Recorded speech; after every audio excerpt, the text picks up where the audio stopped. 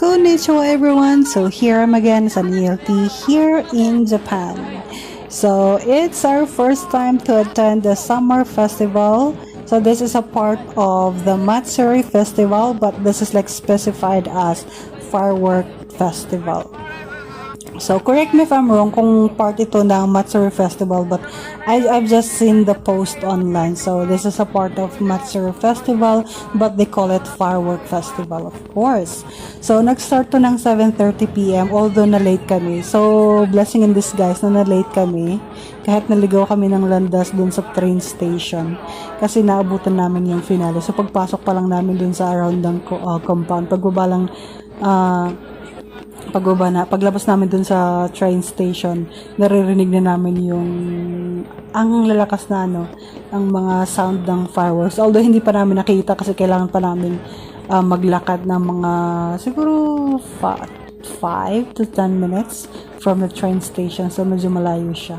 Ang expectation namin is pagdating namin dito, maglalatag ka, mauupo ka somewhere, pero hindi pala maglalakad ka starting point until U-turn ka sa pinakadulo, tapos balik ka, lalakad ulit. And we forgot our water. So, how na uhaw talaga kami dito. Although nakakalimutan namin yung uhaw, di ba? Ang daming tao. Nakakalimutan namin yung uhaw kasi nga na-amaze din kami dun sa fireworks. So, since na late kami nang dating, naabutan namin yung finale ng firework. Although hindi pa to finale. Pero ito yung almost done na sila dito. Almost malapit na to sa finale, kaya ang lalaki yung mga fireworks nila, 'di ba? Kabilaan yung fireworks na yan, meron sa right, meron sa left.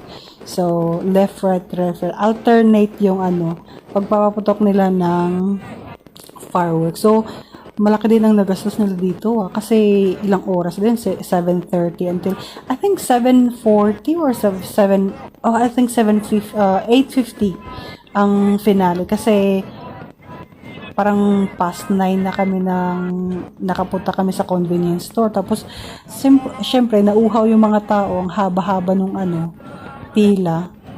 Punong-puno din yung unang convenience store.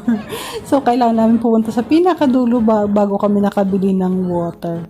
Tapos, nagpalya pa yung machine. Sa dami nga naman ng tao na bumibili, But, reading the history of this firework festival, this started since 1733. So, may meaning behind it.